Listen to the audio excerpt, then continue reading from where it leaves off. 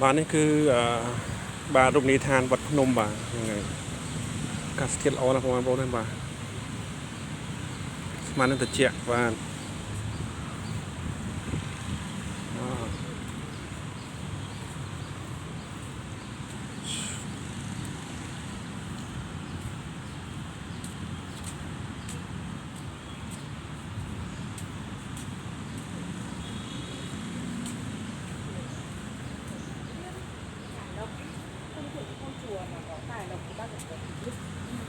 đấy nó còn bình an thì luôn luôn đi với sức khỏe แต่สิบสะอาดประมาณโบนบ่าสะอาดวัดพนมบ่านี่วัดพนมเยอะเนื้อบ่าอันนี้มาเล่นบ่าเสียงกัด